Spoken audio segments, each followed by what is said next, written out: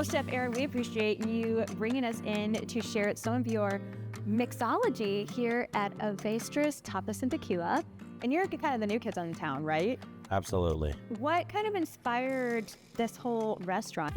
I think that the idea came out of trying to figure out what is the middle niche between having a sort of Mexican heritage restaurant and then at the same time adding global influence. So that's kind of how we came up with the tapas and tequila. So a lot of small plates, a lot of traditional Spanish elements, and then done in kind of a new and unique way. First and foremost, what is this dish? I've been smelling it. Oh, it smells so good. We had smell vision. We would share it with them. Yeah.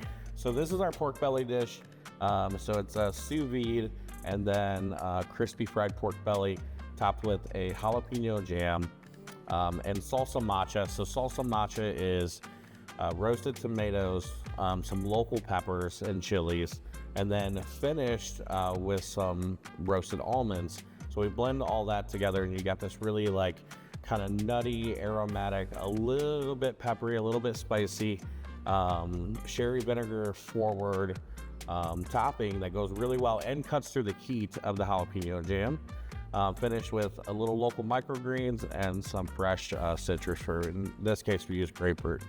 Oh, I like it. Yeah. It smells delightful. Now, of the drinks we have here, let's start with this. This is a margarita, yes? Yeah. Okay, so what all goes in this? So we have our Cointreau that we marinated with some local blackberries. And so we let that sit and muddle for a day or two, just strain that out.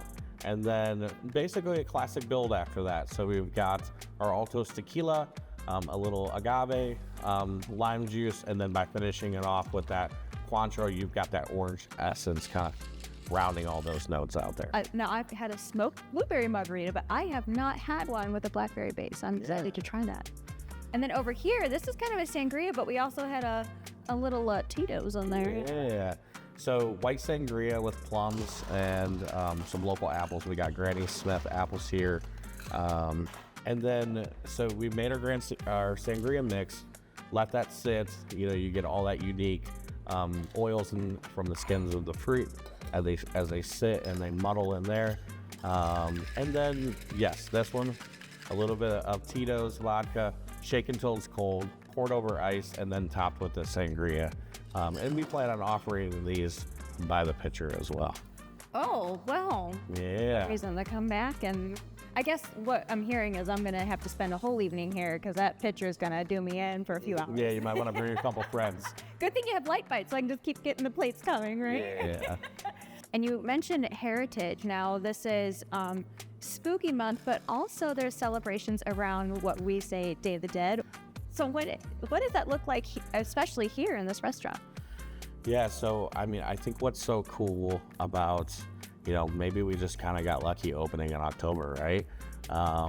But playing into the Cuban feel, the Spanish feel, the now Day of the Dead feel, I think that gives us such a cool opportunity to really just buy into all of that, create a really cool event around that, which we're working on right now, and really showcase what Ostrich Town and Avestruz has to offer, and then sort of just biting into that, like, this is an activation place, right? So everything that we do is going to be, what's the next holiday, what's the next happening going on, and how are we going to activate this alleyway and Ostrich Town and Avestruz together. Well, Chef Aaron, we will definitely have to have you on in the kitchen and you show me a little bit of your infusions around the kitchen. I will say I'm a little novice, but shall we share cheers to the holiday at hand, which is Dia de los Muertos?